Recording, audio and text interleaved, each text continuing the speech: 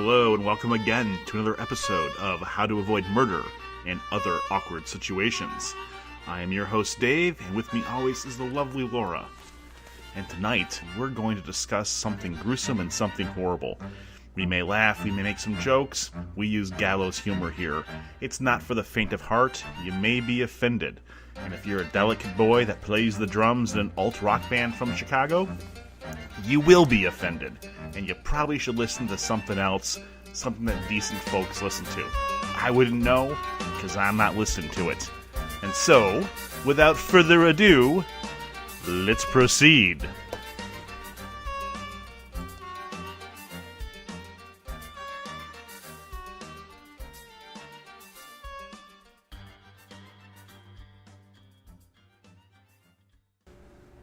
Hey, welcome back to another episode of How to Avoid Murder and Other Awkward Situations. This is Dave, and I'm here with Laura, and we weren't here in August. Fuck off. We took the month off. We had a good time. We relaxed. I hope you did the same, and since it's a free show and we haven't taken any advertisements yet, we owe you nothing. Yeah, so we can do what we want. Yeah. We'll take all of October off, but we won't, so keep listening. No, we got a bunch of episodes we want to do, but man, it was a nice summer and had a lot going on, so sorry for not announcing the hiatus, but we are back. We're going to do at least one episode a month from now until the end of time, ideally two, and we got a pretty good one tonight, and I hope you're happy to hear from us. We're happy to shot up at your ear holes right now. So Laura, what have you been up to over your summer break? Well, not a whole lot, but somehow it was really busy at the same time. We're very busy people. Unlike you, we are very busy. We're very busy. Everyone's busy. How are you, Dave? I am fighting a cold with vodka right now. You're supposed to say, ask me how I am. Ask me how I am. No, say, okay. How are you, Laura? Oh my God, I'm really busy. You are pretty fucking busy. I hate that. I hate it when people do that. Don't do that. I just assume people are busy. I mean, it's fine to be like, I'm busy, but here, no. Okay. If you say, how are you, Laura? No. If I say, how are you, Dave? Now you say you're fine. Okay, ready? How are you, Dave? Pretty good. Ask me how I am. Oh, right.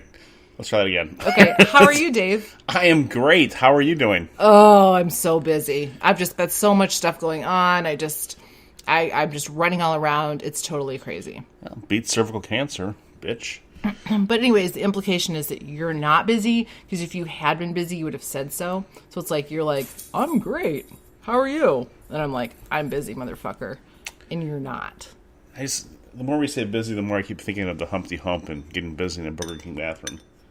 Which, as I get older, it sounds worse and worse. It does not sound appealing. I mean, I guess if you're at Burger King, it beats eating the food, but... Yeah. Remember those prices at Burger King? I do. Yeah, we weren't podcasting. We were driving across the country eating at Burger King, and it's shitty food. Their value meals are like $8? Yeah, they're like Wendy's prices right now. No, that's more than Wendy's. I think Wendy's is pretty up there. I feel like to be a value meal, it should be under $7. I feel like it should be $5 or less. It's real value. But then it reaches like a Taco Bell kind of point of diminishing return where it's so cheap that you're like, what the fuck are they putting in this food? For $8, this is grade D meat. Yeah, for $8, they should like cut a hole in the bag. You just put your dick through it and they'll jerk you off. And then the best part was, like, right as I was ordering a burger from Burger King, Dave goes, you should never order a burger from Burger King. It'll make you sick. That's not what I said, and when you know it. Something like that. You asked me what I was thinking. I'm like, nothing from Burger King, because it'll make me sick. Yeah, and I'm like, oh, thanks for saying that, as you just drove up through the drive-thru. Oh, God. Remember you used to have a sense of humor. Oh, fuck off. Yeah. Anyways, we're still married by a thread. And tonight we're doing an episode that I've wanted to do for a while, and it's a fun one. It's the story of Craig Price, or as he was known, the Warwick Slasher. The Warwick?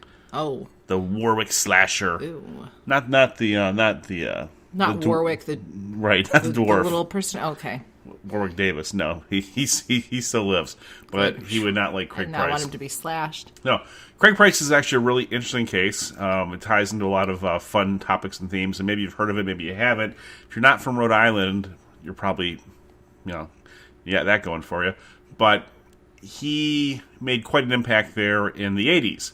At the age of 13, he just straight up murdered his neighbor. What? Yep. 13? 13. And neighbor, too. And it was unsolved for 2 years. Oh, and that's some shoddy police work right there. not really, when you consider it was Okay.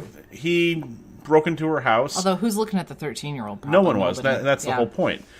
And broke into her house, stabbed her over 30 times.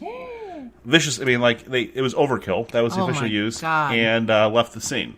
Hey, what makes something overkill? What's the point at which it's overkill? I think is that a legal term? apparently it is. Here they're saying it was overkill in the sense that more stab wounds than are necessary, like it's done with anger or that sort of thing. So that's overkill, baby. That's Chinatown. Ugh. That's overkill, baby. So just a vicious, horrible murder, unsolved. She had like a 2-year-old son who was unharmed, but she was just savagely murdered. Jesus. Like in the middle of the night, or?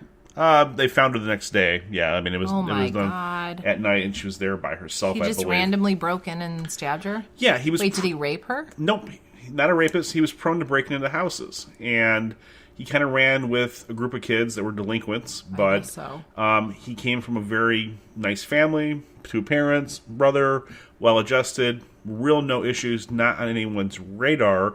He did start committing some juvenile offenses, and he got caught for a few things between the ages of 13 and 15. Wow. Now, here's where it gets really just fucking terrible. Okay. So, in September of 1989, that was... Okay, wait. Give me a little timeline. What was the year that he was 13 and stabbed his neighbor? That was 1987. Okay, so this is after he stabs the first person. Almost 2 years later. Okay. Yeah, in 1989, he was 15 years old. And he didn't get caught. Okay. Didn't get caught, didn't get looked at, police didn't even... I mean, and again, it wasn't... Again, I don't think it was bad police work. No, I'm sorry, he said her 58 times with her own knife. Yikes. She lived 2 houses down from him. Oh my God. So he probably knew her at least a little bit, like knew of her. He was breaking into houses, and that's when he came across it. God. And again, I mean, he does happen to be black, and racism being what it is, but he was, I mean, the police did not suspect him or look at him. Wow. I mean, it's a 13-year-old kid. Yeah, it's so young you wouldn't look at Would you? Yeah, a 13-year-old. I mean, you can't. And, I mean, you can. You wouldn't even think a 13-year-old would really be, like, big enough and strong enough to kill somebody. Unless it was, like, with a gun. But do you know what I mean? Oh, and he's huge. Like, is he? He was, I mean, like, yeah. There's some good pictures of him put up on here, but, I mean, he was, like, 270, 280. Oh, my God, he is. Let me show you, like, some pictures of him at the time. I mean, he was a big football-playing kid, so... And... Yikes. Anyways, where was I? Okay, so that's horrible in and of itself. Now, what happened was, on September 1st of 1989, he breaks into the Heaton house by himself. And when he's breaking in, he's high on LSD, high on pot, and he's clumsy. So he falls through and lands on a table, makes a huge noise when he crawls to the window, and Joan Heaton, the owner of the house, comes out to investigate. He freaks out when he sees her, grabs her, slams her head into the wall, and starts stabbing her. Stabs her so many times the knife breaks off inside of her. Oh, fuck. Yeah, her 10-year-old daughter and her 8-year-old daughter both come out to investigate, and the level of brutality with them I don't want to get into, but I'll give you a few horrible fucking details. He stabbed them, he smashed one of the daughter's skulls with a stool against the floor.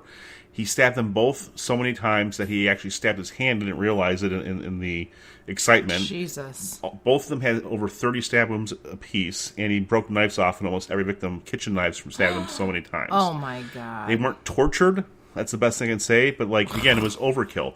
And it was ferocity and rage. And he stumbled around the scene. He left footprints. No fingerprints that I can recall, but footprints there. And he cleaned up his own hand there. He gathered up the knives and his clothing and went back to his house and stashed everything in the attic. So was he breaking in to kill people, or was he? No, he was breaking in. He was stealing stuff. He was breaking into houses routinely. Okay. Just to steal things. And when these people caught him, I mean, in my opinion, if he was going there with the intention of killing people, he'd bring a weapon or have a sexual element in there. But no, this was like his instinct was. Oh, he's using kitchen knives. A kitchen stool. So he's just grabbing whatever's nearby, plus he's just giant. Right. My God. This crime, I mean, so like... it was just this woman and her 2 daughters home? Yeah. And It was terrible. It was a literal bloodbath. It just sent waves of just fear and shock and disgust in the community. Police officers were crying when they came there and looked at everything because, I mean, this is just a brutal crime scene. And they just did a full-on, no-holds-barred investigation, and they combed the neighborhood this time. They're talking to everybody.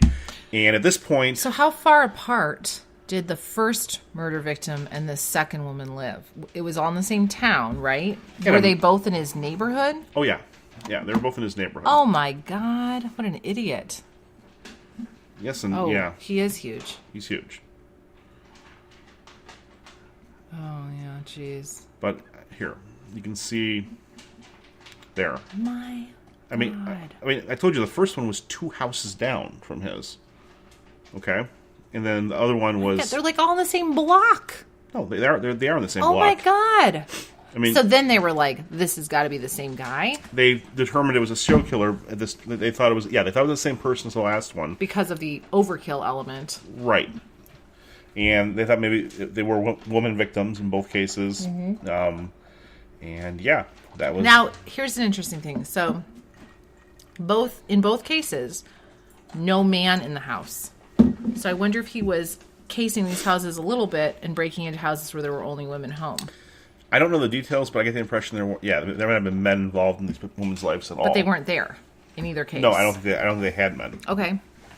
But again, no rape, no sexual elements whatsoever. Oh my God, just a lot of rage. This is a young kid whose reaction to getting caught probably was just to burst into homicide. And it's like you're saying, like he was on LSD and pot, but it's not like he was. No, as we all know, that does not. Yeah, that does not usually lead people to murder. In fact, almost the opposite. Like I feel like, how could you even get yourself together to murder somebody if you were tripping?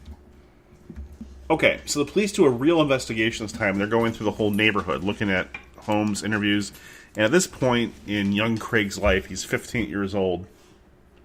He's on the radar. I mean, he's committed burglary, and things like that. So they go and interview him, and they give him a polygraph. But they're giving everyone a polygraph, right. And they see a giant cut on his hand. And during the polygraph, he lies about the cut. So, oh my God, they are suspicious. They go back. They go and get a search warrant for his house, based on the polygraph. They come back there and they start searching the house. They find a few bloody pieces of clothing. They get out of the police station with his 2 parents in tow. And he confesses. He confesses to everything. God. He basically just says, yeah, I broke in. I got mad. I stabbed them. I don't feel bad about it. And that was it. And he confessed to the other murder, too. And it turns out he had been bragging about that other murder for a few years with his friends. Kids are so crazy. Yeah. So... They probably didn't believe him. I mean... They probably did. Kids are weird, though. Sometimes kids are, like, impressed in a weird... Because teenagers are nuts, man. Yeah. I mean, like... I remember talking about this when we were talking about River's Edge. Yeah. But actually, the River's Edge murder... We'll edit that out. There's a taped confession of Price out there where, in a nonchalant way, he just describes what he did. He tells how he bit the lady's face as he cut her with a knife. Oh my God. He mimics the sounds of the people dying. He whines about the injury he got to his hand. One of the seasoned detectives went home and just cried, he said. He said he had never seen such savagery or lack of remorse. The other detective felt nothing but rage. He vowed to do everything in his power to prevent Price from ever walking free. And that's the key thing here. The reason we're talking about this right now is that Craig Price is absolutely alive, and he is an active serial killer who's in prison, and he's due to be released in less than 2 years from prison. Ugh. Because what happened, as I've mentioned before, he committed this murder when he was 15 years old. Right, so was he tried as a minor? In Rhode Island at the time, they didn't have any special law in place. They've changed the law because of him since then, but they changed the law because of him? They prompted legislation to change the law, but it couldn't be retroactive. If you committed a crime before 16th, the max time you could do is stay in prison until you're 21 years old. So after confessing the murder of 4 people, he was very well aware of this fact. He's like, all right, I'm out. I'll be out in 5 years, and I'm going to basically said I'm going to do worse than this when I get out. Oh, he was the one who said you're going to hear about me. Absolutely. Oh my God. Yeah. Wait, can I? Yeah. Can I interject something? we're going to edit this out. Slow down a tiny bit. Okay. Because even I'm having a hard time understanding some of the words. Just tell me. I've got a little cold, too. I know. So just... All right. Okay, so he goes to juvie. That's where he's going for 5 years. Oh, my God. Juvie. And he made a rap video in juvenile hall about killing police. He beefed up lifting weights. He made taunting statements. They should not have weights in prison. I guess, yeah. I mean, should they? Probably should focus more on cardio, but then they're going to run away. So you got to... You know what? Let them run. I just think letting guys get all... And plus, like, you know how, like, you get all, like, full of, like, almost like, if you're lifting weights? You don't want people getting that... Yeah. Rage feeling from lifting weights. That's just... Yikes. That's why maybe you should work in the prison system. You have a lot of good ideas. Oh, my God. So he's there. He's in the juvie hall. He gets out on his 21st birthday, and the state's flipping out. I mean, Bill Clinton came to Rhode Island in an interview. All they would talk about was this kid that killed people, and Bill Clinton didn't know who he was, but he's like, yeah, that's not good. We should get rid of him. And one of my favorite things about this story is that a coalition found, the name of the coalition was called Citizens Opposed to the Release of Craig Price. And to me, if someone forms an advocacy group that's based on your name alone, it means one of two things. You're the worst person in the world, or you're a kid with terminal cancer. Either way, it's not a good thing. But right.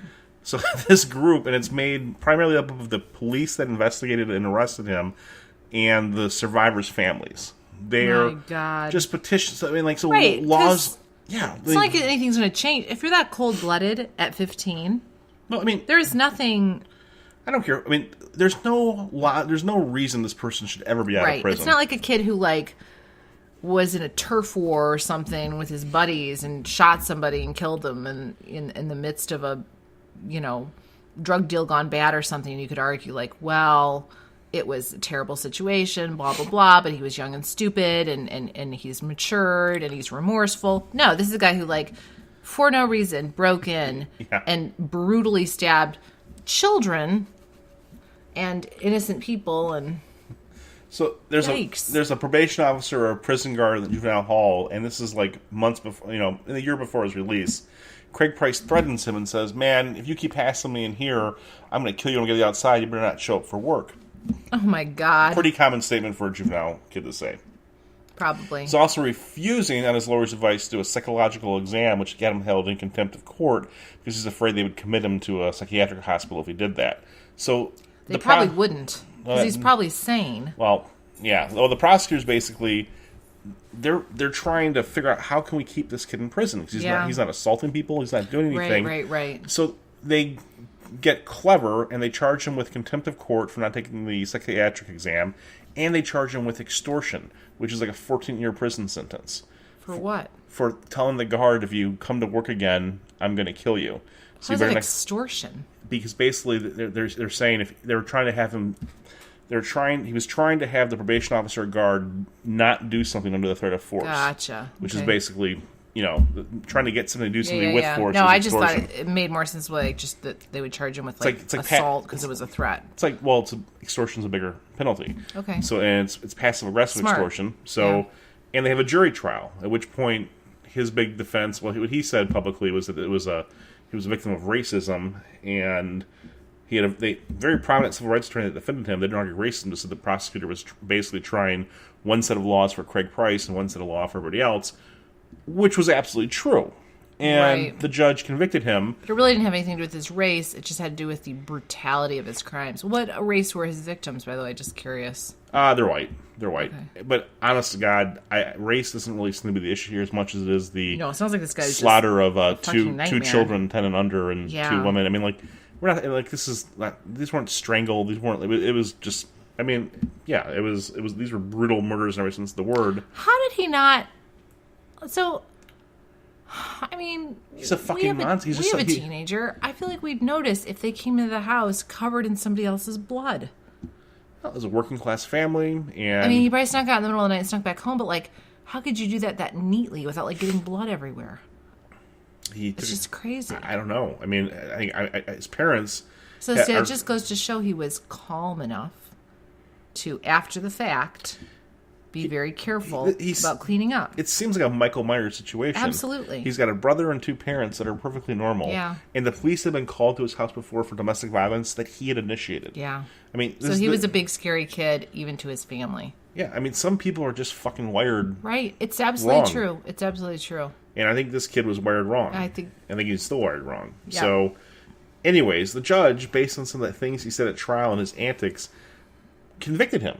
They sentenced him. What did he say at trial? Oh, just some more bizarre stuff about making threats and bombing people or doing something like that. Like, I mean, he kept saying, like, I've served my time, I mean, you can tell he had a plan. He wasn't worried about confessing. And it is scary because he had served his time. Oh, he had. So it's like, well, yes, which of course prompted them to change the rules because they realized that that's terrifying. Yeah, and I guess I'm giving you guys the Cliff Notes version of this, but like the detective and prosecutor, I mean, they did change public policy in Rhode Island. This was a huge case. And so it gets, yeah. What was the public policy and what did they change it to? Well, now people can be essentially bound over. They can be tried as adults if they commit, like in Michigan and most states have this right now, where if you're a 14-year-old, you do some kind of heinous crime, right, you can be tried as an adult. So in Rhode Island at the time, you could not be tried as an adult. There was for no any exception. Reason. Like, you could literally kill 4 people and confess to it, and you go to juvie until you're 21.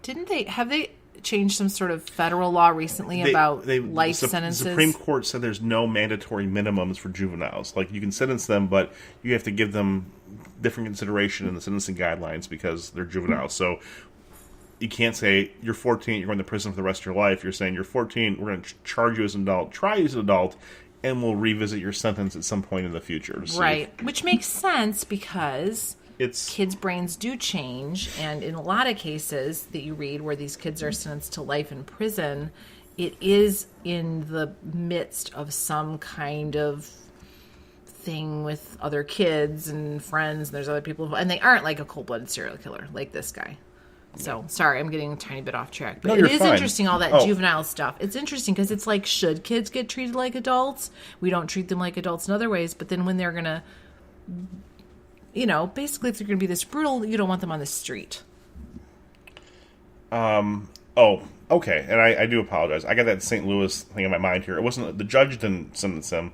He was convicted of a jury. And then before the judge, when he had to answer for the jury for the verdict in the sentencing part of the trial, he said, "The media has once again done a good job of creating a monster. Not just a boogeyman, but a black boogeyman." And the judge didn't like that comment. Probably because of all the murders that he had committed. And again, there's a lot of very real issues with racism and police brutality and mistreatment in this country.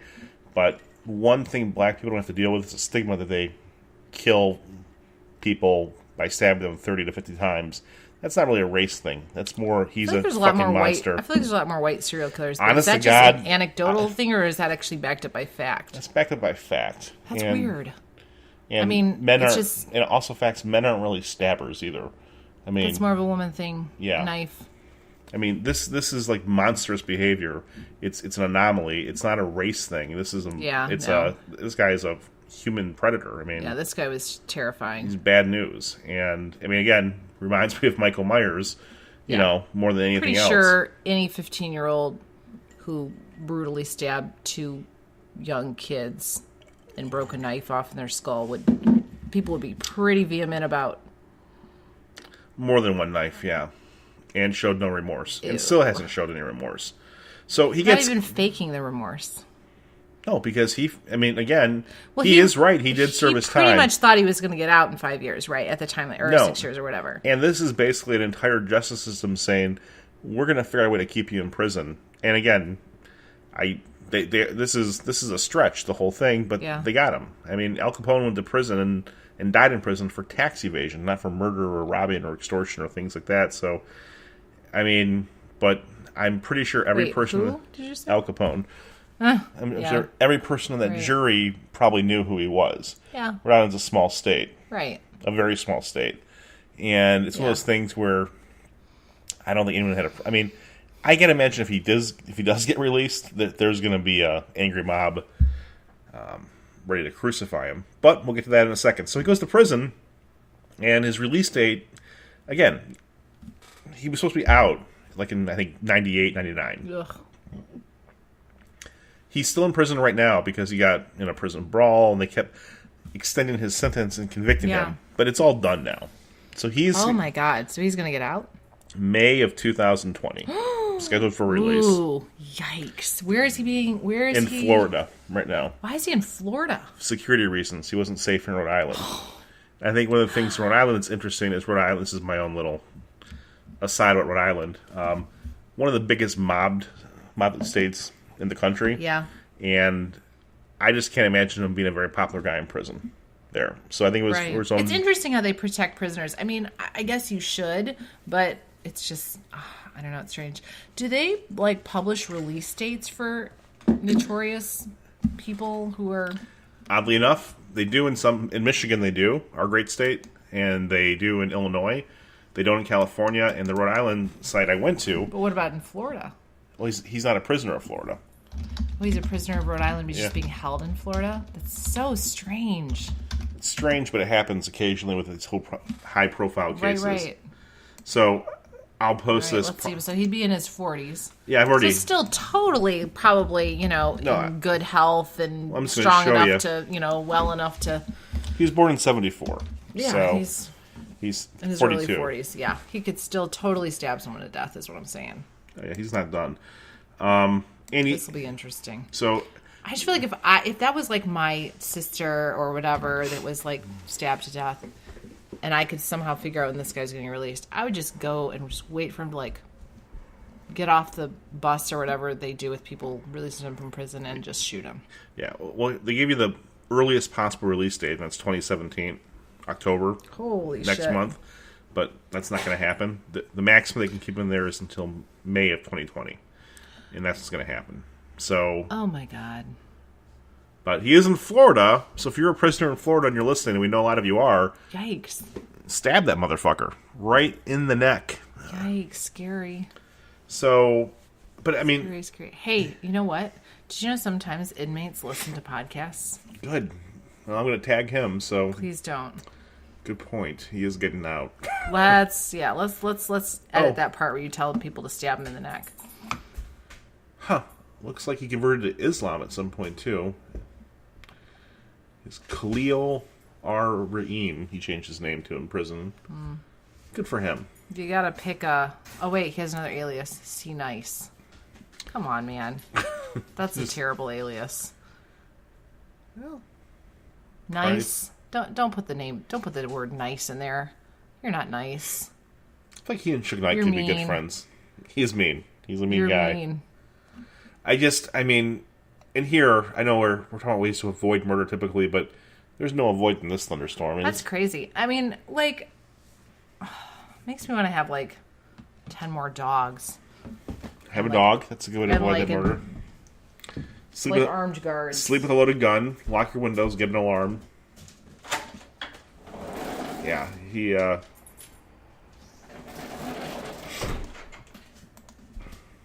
So is he classified as a serial killer? There were only 2 instances. He's got a nickname, Warwick Slasher, but yeah, he does count as a serial killer. How many? I thought you had to kill 3 people or more. I think they're hard, fast rules. They do call him. They consider him a serial killer based upon. I mean, it seems like pretty likely he would have kept killing. Well, the prosecutors and detectives are convinced that he has other murders out there too, and they've eluded that. But they have no evidence of that. And I think they're stretching. I think he's a true sociopath. Yeah. Not a fun one that seduces you. No, it didn't seem like one where he was like driven by some sort of like perversion or like, thought demons were talking to him or something. Like this just seemed like, oh shit, I got caught breaking into this house. I'm just gonna stab this person to death.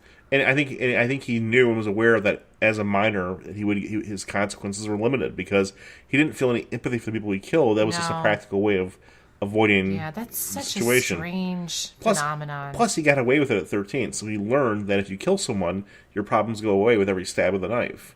And, he got caught the second time, but, I mean, that's learned behavior. And the consequences for that really aren't that severe if you're under 16. Kids who kill people are really scary because kids' frontal lobes are not completely developed, and their, like, sense of permanence and sense of like... I don't know. They are kind of, even the good kids are kind of a little bit sociopathic in their teen years because they don't really totally, the whole idea of real consequences and real permanence and real, things are distorted. Do you know what I mean? I do, but I mean, do you think, what would you do with this guy? I'm not saying this guy. I'm saying, I'm curious. I'm saying it's scary because if you had complete control of our justice system and you had a choice of like pressing a button. And I have a really hard time because the older I get and the more I really think about things, I really don't believe in the death penalty because I just think I'm not a big death penalty fan. It's just too. I'd like the opportunity to kill people though. Right. I mean, I feel like if someone killed someone that I loved and I was sure it was them, then I would probably want to have some sort of vengeance. But like, I don't think we can just go throwing out the people who are on death row. A lot of times it's like, I look at their crimes and I'm like, really? That person's on death row for that? This doesn't seem right. But people like, I really think this guy should probably be kept away from the general public forever. Because anyone who doesn't show remorse and anyone who's capable of such a brutal, just cold-blooded murder and doesn't feel any remorse about it is a danger to society. Because basically, it falls into one or two categories usually with serial killers. It's a compulsion, like it's a, sex crime type. It's a BTK. He's is a compulsion to go and, whatever. Or it's a convenience thing. It's like my main crime is breaking into houses and robbing people, and I'm going to kill anyone who gets in my way or sees me. And they're equally scary because in either case it means the opportunity is going to keep coming up. There's no way to stop them, and there's no moral compass. Well, I almost feel like in the second case, in the sort of like I'll kill anyone who gets in my way, there's probably even less of a moral compass because you're not being compelled by some weird sexual perversion. Those are the guys that scare me the most. Those guys are even worse. Because I don't move that fast. I constantly get in people's way. I get people's way. You've seen me in the morning. I get in everyone's way. I don't want to get killed by being in the way. Really, people who are so cold-blooded and remorseless that they're going to kill someone who sees them in the course of a crime or whatever, or who's just sort of inconvenient. How about the guys that murder their whole family because they're like, I'm kind of sick of this married life. Yeah, that's micro penis douchebaggery, though. Those guys are almost scarier than your Jeffrey Dahmers or your women. Because at least don't marry assholes or insurance salesmen. You're gonna. I got a good case I want to talk about sometime. All right. Sorry for that little break there. We had little dog issues we're prone to have here, but dog issues. I want to hold Laura's feet to the fire here and just All right. Well, and again, basically, this is a very hard kind of crime. This is the hardest thing to avoid because, again, these people were truly. In almost all of the crimes we've talked about, they're really hard to predict. There's been almost no crime that we've talked about that's been like, well, this person strapped a bunch of gold bullion to themselves and then walked down the middle of the street naked in a bad part of town, and then they got robbed and raped and murdered. Well, they've all been either... do that one, now you've ruined it. They've all been either completely random stranger killers or I don't know. Yeah, but I think we have precautions against strangers killing us, and you can take that kind of precaution. I know. Our avoiding part really is kind of... Let's see. So far it's don't work in a restaurant. Don't be a teenage girl in any circumstances. If you're a teenage girl, don't hang out with your friends if they're female. Don't hang out with your friends if they're male. These are not... what else? I'm trying to think. Don't be a child with a mom who has Munchausen's. Don't go to Ocean City and party with strangers. What else? That's a good one. Well, that's pretty... Yeah. And also, the restaurant one was the rest of them are no, the restaurant was work together. If you don't go into the freezer, charge the people. Charged that guy. Come on, these are. But still, you imagine how scared they were, and people tend to think if we cooperate and stay calm, we'll talk this person down. No, never cooperate. Right. Anyways, but he's out. He's out of prison in 2 years and change. It's pretty scary. So what are you gonna do with him, Laura? You gonna be a pen pal? Are you gonna write him? No, I would never be a pen pal to someone in prison for murder. I don't get that. I'm looking for something actually, so don't grab this out of my hand. I'm looking for something. Go ahead. No, what do you okay. No, I was gonna say. Okay, never mind. We can talk about it later.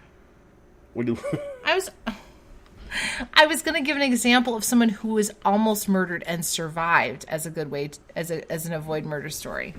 We could do it at the end of the episode if we have time. All right, yeah. We have time. Okay, I just wanted to pull it up. Okay, let's talk about this one though. Yeah, let's talk. So what else is there to talk about? I just told you I would never let him out of prison. I mean, what are you saying? I'm like the the supreme ruler. I get to decide everyone's fate, or what? Yeah. Would you kill him? Would you let him? I mean, no, I wouldn't kill him. I think I'm like probably against killing people. Would you be? But I mean, I would not let him be out in society. I won't be upset. He's never going to be rehabilitated. I won't be upset when he dies when he gets out, though. I mean, I just can't imagine people letting him live that long. No, and I'm saying, like, if that was my relative who he had killed, you know, say it's your adult daughter and your grandchildren who he stabbed to death, I mean, you'd have a hard time not just going total, you know, death wish and just hunting him down. Yeah. I don't know how people don't. I'm actually always kind of surprised. I mean, I guess you're sort of... I mean, I don't feel like I'm murderous right now, and then I always think if someone hurt my loved ones, I'd become murderous, but then I think maybe you don't. Because I always think, how can these people just sit in the courtroom and watch the trials, these people who've murdered their loved ones, and not just go completely crazy? Or have them killed in prison somehow? Or, you know, isn't there like a movie where somebody like gets sent to prison intentionally, something like kill someone inside? Yeah, law-abiding citizen. It's great, and it's terrible, but it's also great. But I mean, like, that probably wouldn't happen, because they'd be like, we're not putting these guys in the same If you prison. really examine that movie from a lot of different levels, it doesn't make any sense at all. But it's a good, satisfying story of vengeance. It does. The ending's really kind of annoying, because they don't let it... No, I don't want to ruin it for you guys that haven't seen it, but yeah, it's got some very satisfying... I mean, they basically just did horrible things to his family so you could set up these incredible revenge fantasies that he has, and it's pretty elaborate. But then it gets like this moral compass, and they're like, revenge is wrong. Well, if revenge is wrong, why did you make the first 80% of this movie? You know? Yeah. So. My favorite revenge movie is John Wick. Anyway, John Wick is my favorite vengeance movie, but somebody pointed something out the other day, John Wick, and I was like, it's true. They killed his dog. Right. They killed his dog, and he killed like 85 people because of it. Yeah. I mean, like, that was overkill, probably. I mean, I love my dog, but... And most of the people he killed were probably bad guys, but not directly related to his dog being killed. And it just seems morally questionable to murder 80-something people because your dog gets killed by one dumbass Russian mobster's son. His dog wasn't killed, and it was murdered. And you gotta look at the bigger picture. Okay, let's talk about it. Okay, if criminals come to your house, they murder your dog, yeah. They leave you alive, they take your vehicle, which is worth a lot of money as well, right, too, right. which you did, they're gonna come back because they think that you're their bitch. Yeah. It's a message. I get him killing them. No, but he kills so many other... I love it, and I love watching him kill everybody in the movie. Don't get me wrong. But I'm just saying, if you really think about it, you're like, Jesus. I mean, really. They should have stood down. They were. I mean, like, when you sign up to protect a Russian bodyguard, that's... I mean, it wasn't like he was killing innocent people. No, I know. Yeah. I know. It's just... Yeah, it's when like... you think about it. No, I enjoy movies where the person just goes completely... They're all bad guys. That's the thing. No, they're all terrible. That's why you shouldn't work security for a mob boss. You shouldn't. No. There's a way to avoid being murdered. Okay, but in all seriousness, instead of saying don't be a woman or don't be... I mean, how could a person... Can I read you a great survival story? Can I tell you a great survival story? You can. No? No, yeah. I mean, I'm saying, like, we can sit here and talk about, like, have a security system, have a dog, but I feel like we say that every time, and I have a really amazing story that has a point to it, Okay. This woman named Susan Kuhnhausen, her husband, basically, this is, okay, let me just read you a little excerpt here. Okay, somebody calls 911 and says, we have an intruder in the house next door. The intruder was in the bedroom with a hammer. The woman who lives there thinks she may have strangled him. He was down when she left. And the 911 operator says, can you put her on the phone? And the neighbor says, she's bleeding. And they say, does she need an ambulance? No, she's a nurse. She says, call an ambulance for the guy. He may be dead. So that was the 911 call. But anyways, what happened was this woman I love this goes home. She's married. And she goes home. She finds a note from her husband of 18 years, Mike, that says, haven't been sleeping, had to get away, went to the beach. And then says, I'll see you Friday or something. So she finds the note.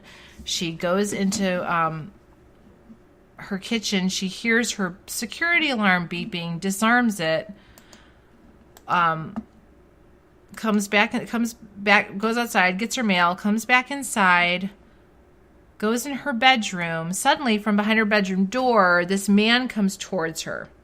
Okay? He's got a claw hammer. And she later found out that this guy had been hired by her husband to kill her. It's a hired hitman. Okay, but the amazing thing. The amazing thing is what she does. She put a choke hold on him, grabs his hammer from him, hits him in the head several times with the hammer, and strangles him. But one of the things, I'm going to try to find it real quick. We may have to edit this. So he hits her with the hammer first. He's attacking her. And what she does is, when her assailant came at her, Susan crowded him, knowing the swings of his weapon would have less force if she stayed close. She had been a emergency room nurse, and so she'd had to deal with people like, in drug withdrawal and, psych patients and things. So she had learned how to get out of headlocks, how to get out of being grabbed. So she goes towards him because then he doesn't have as much of a swing with this hammer. He can't, get his arm out. She starts screaming as loudly as she can, "Who are you? What do you want?" And he keeps trying to attack her. Oh, by the way, she was 5'4". She was 5 inches shorter than him, and she had 2 bad knees. She was not in great shape or anything. So she slams her body up against his. He pushes her back and says, "You're strong." And she just said she just knew he was there to kill her. And she manages to wrestle the hammer away from him, swing it into his skull 3 or 4 times. Then she grabs his throat and just chokes him out. Just choked him out. That's great. Yep. Then she just got out of there, and actually, I think he beat her up. I think he beat her up a little bit more. She bit him. She wrestled him on the floor, bit his arm, bit his leg. Oh, even bit through his zipper into his genitals. She tried to rifle through his pockets while he was attacking her, looking for ID she could toss under a bed or a chair or a dresser that the police could later find. The fight lasted about 14 minutes. She finally threw her leg around his body, climbed on top of him, and hooked her arm around his neck. Good. So, yeah. She eventually, he beat the shit out of her, but she got the hammer, she hit him, she eventually choked him dead. Any fight you can walk away from is a good fight. Yeah. So, that's closing the distance. Is something I've heard from a lot of people. She yelled at him, she kept fighting at him, she tried to grab, that was smart. She tried to grab his ID out so that she could throw it out so that if she was killed, they could figure out who the guy was. Awesome. And you know what? That's probably not what he was expecting. You come in, you're a big guy, you got a claw hammer, you're attacking a woman in your home. You expect her to be backing away and running away, and she rushes you. No, she's biting him. She's attacking with everything she got, and she survived, and he died. She killed him. She fucking killed him. Close quarter combat. Yeah. So that's interesting. That's it. What was her name? Do you remember? Susan Kuhn Hansen. Susan Kuhn Hansen. Wait, make sure I'm saying that right. No relation to Mike Hansen, probably. What? No, no, probably. Who's Hansen? Mike? Hansen? No, Kuhn. Look at the name. Kuhnhausen. Sorry. All right, hey, you know what? Let's sign off right now. Okay. Real quick, Laura and I have, we're doing the Ancestry.com thing. We're going to find out what our DNA makeup is, and we're going to reveal it on a podcast one night. I don't know. What does that have to do with murder? Well, it's weird because I'm drinking a lot more vodka these days, and you're drinking a lot more bourbon and Your whiskey. Russian side is coming through. I know. I'm kind of hoping I get more Russian in here. What would my bourbon side be? Just like... Your dirty Irish whore background, not... I assume. So. I already know I'm Irish. Yeah. All right. Well, on that note. All right. Stay safe. Don't get killed. We'll see you in a few weeks. All righty. All right. Thank you once again for listening to How to Avoid Murder and Other Awkward Situations. If you're listening to this, that means you haven't been murdered, and we've done our job. Make sure you check us out on Facebook at How to Avoid Murder or online on the World Wide Web at avoidmurder.com. And until next time, stay safe.